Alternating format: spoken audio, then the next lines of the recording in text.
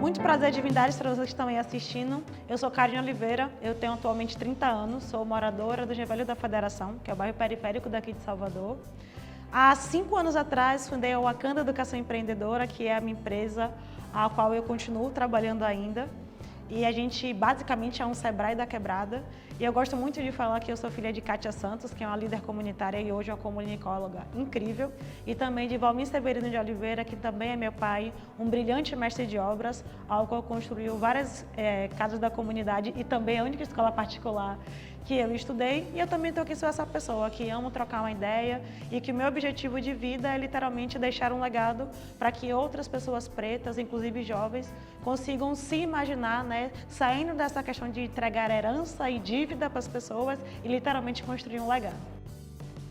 Hoje eu me apresento como Arthur e também como Tuca Braids, porque eu sou transista, então no meu Instagram se chama Tuca Braids. As tranças entraram na minha vida ainda quando eu era criança, quando eu trançava o cabelo da minha mãe. Eu fazia aquela trança básica que todo mundo sabe fazer, de 3 pernas. E aí, conforme foi o tempo passando, quando eu tinha 13 anos de idade, minha mãe faleceu. E aí eu saí de Juazeiro, porque meus pais separaram, enfim, eu morava em Juazeiro, eu tive que vir para Salvador. E aí quando eu vim para cá, eu tinha muito essa vontade de colocar trança no meu cabelo.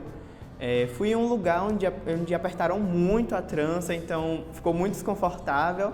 E ali eu vendo os vídeos na internet, comecei a colocar trança em mim mesmo. Comecei a fazer as tranças em mim mesmo, não saía muito bom no início. Mas conforme o tempo foi passando, eu fui criando essa vontade de ser logo mais independente, poder ir comprando minhas coisinhas, até porque eu moro na casa das pessoas, né, da minha tia, desde que minha mãe faleceu. Então, a trança hoje em dia para mim é uma ferramenta de sobrevivência, sabe?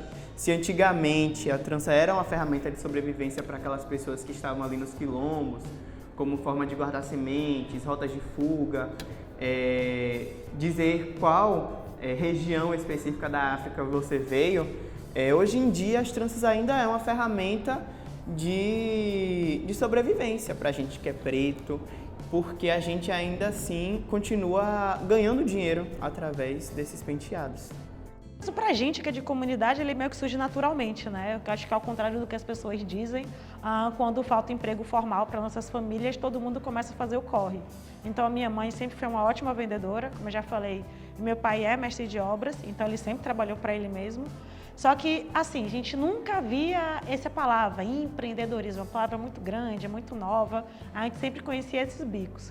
Quando eu comecei a fazer isso, foi na época que eu tinha uns 8, 7 anos por aí. Foi na época que começaram a lançar os videogames e tudo.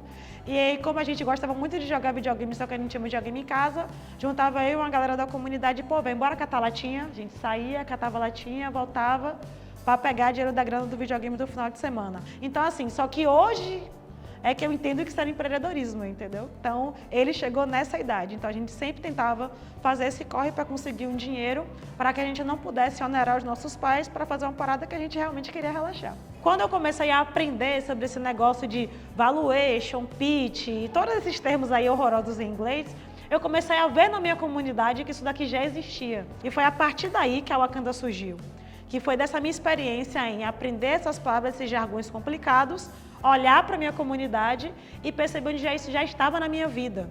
Então, meio que era um caldeirão, sabe? Então, tipo assim, foi em um dia, né, voltando de umas rodadas de investimento aí, que é quando a galera vai lá para apresentar a sua empresa e tentar captar dinheiro, que eu percebi que eu via aquela apresentação de negócio todos os dias quando eu entrava no ônibus.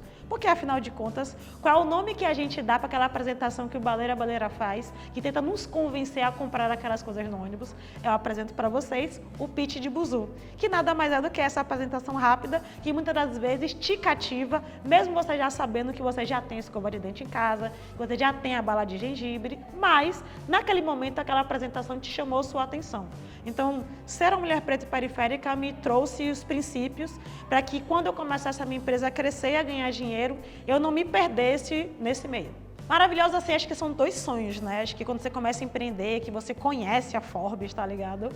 Você se imagina, caramba, um dia eu quero realmente sair naquela revista. Mas eu acho que pra mim o que causa é porque naquele momento eu não fui sozinha.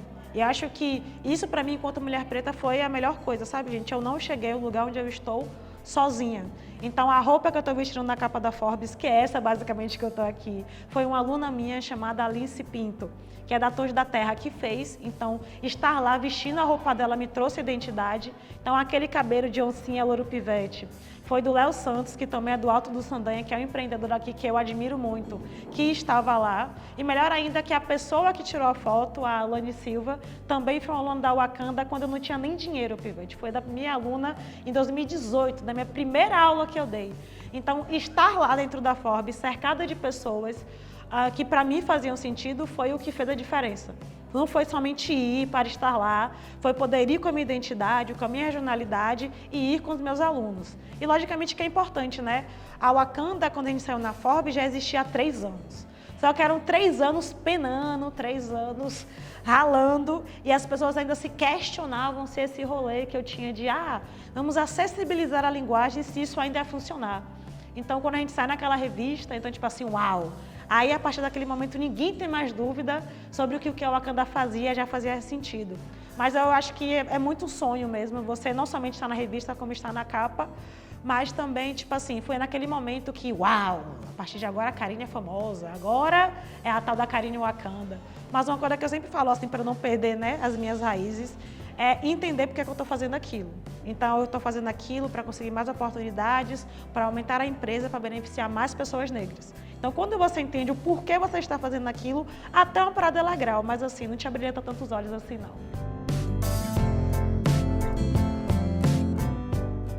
Minha mãe sempre, enquanto mulher negra, que separou cedo de meu pai e que foi essa mãe solo, sempre vai ser a minha maior inspiração, porque ela não somente me disse o que fazer, ela me deu exemplo. Então, ao invés de dizer para mim ou para meu irmão, né, sobre a importância de estudar, ela foi a pessoa que lecionou e alfabetizou milhares de pessoas na nossa comunidade. Foi ela a pessoa que entrou na universidade primeiro do que a gente para provar que se ela, com 38 anos, conseguia terminar a universidade, a gente que tinha 21 tinha que fazer e tinha que tirar de letra. Então, esse processo, e sim, gente, infelizmente, da palavra convencer, mas o exemplo arrastar, eu realmente tenho em casa.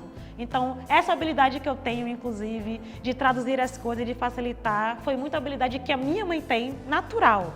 Só que eu peguei a coisa que ela já tinha natural e transformei em uma metodologia e comecei a ganhar dinheiro com isso. Então, sem sombra de dúvidas, eu tenho a sorte de ter a minha maior inspiração do meu lado, que realmente é a minha mãe, Kátia Santos. Minha mãe me inspirou e me inspira muito, porque ela foi uma pessoa que concluiu a faculdade.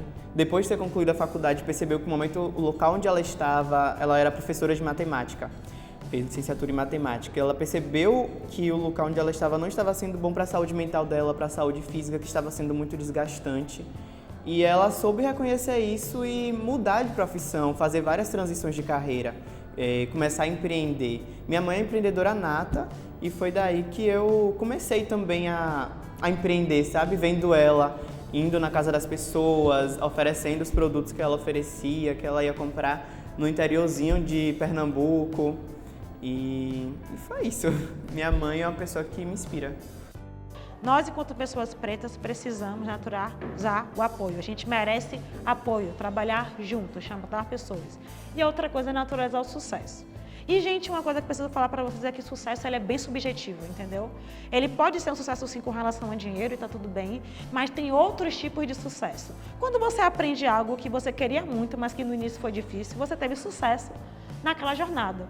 Quando você está ali penando em aprender uma habilidade ou simplesmente, né, tá criando num hábito, um hobby novo, e você consegue, você teve sucesso.